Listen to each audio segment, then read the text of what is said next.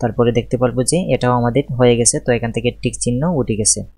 তো তারপর হচ্ছে এআইপি অ্যাক্সেস। আমরা দেখতে পাচ্ছি এই এআইপি অ্যাক্সেসটা কি, আমরা এখানে ক্লিক করলে আমরা দেখতে পারবো যে এআইপি অ্যাক্সেস দুইটা অপশন আছে। All functionality in my app is available without any access restriction. তার মানে এটা বোঝাচ্ছে যে আপনার অ্যাপের মধ্যে ঢুকতে গেলে কোনো প্রকার লগ ইন বা সাইন আপ কোনো কিছু করতে হবে না, যে কেউ শুধু ইনস্টল করেই ঢুকে নিতে পারবে। তো এরকম যদি হয় তাহলে আপনারা এটা সিলেক্ট করে দিবেন।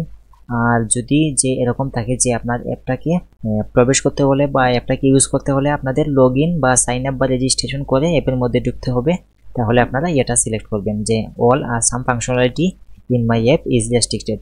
মানে সহজেই ঢোকা যাবে না, আপনাদের আগে রেজিস্ট্রেশন করতে হবে বা লগ ইন কোনো পাসওয়ার্ড দিয়ে প্রবেশ করে তারপর অ্যাপটা ইউজ করতে হবে।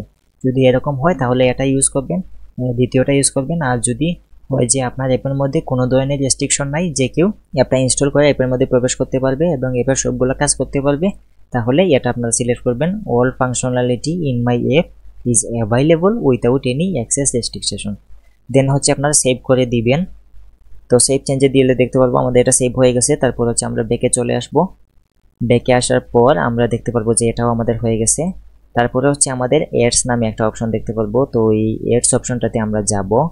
তো এখানে হচ্ছে তারা জিজ্ঞেস করতেছে আপনার অ্যাপের মধ্যে কি কন্টেন্টস অ্যাড, মানে আপনার অ্যাপের মধ্যে কি আপনি ইউজারকে অ্যাড দেখাচ্ছেন নাকি অ্যাড দেখাচ্ছেন না। যদি আপনার অ্যাপের মধ্যে অ্যাডের কাজগুলো করে থাকেন বা অ্যাড ইমপ্লিমেন্টেশন করে থাকেন তাহলে এখানে ইয়েস দিবেন। আর যদি আপনার অ্যাপের মধ্যে কোনো ধরনের অ্যাড দেন নাই, যদি না দিয়ে থাকেন তাহলে নো দিবেন। তো আমি যেহেতু আমার অ্যাপের মধ্যে আমার অ্যাডমোবিয়ার বা ফেসবুক অডিয়েন্স নেটওয়ার্ক ইউজ করতেছি বা অন্য কোনো অ্যাড নেটওয়ার্ক ইউজ করতেছি, ইউজ করে অ্যাড দেখাইতেছি ইউজারকে, তো সেজন্য আমি ইয়েস দিব। ইয়েস দিয়ে এখান থেকে সেভ করে দিব। তো সেভ দিয়ে দিলাম, এখানে সেভ হয়ে গেল। তারপর এখান থেকে ব্যাকে চলে আসবো এবং দেখতে পারবো যে এটাও কমপ্লিট হয়ে গেছে।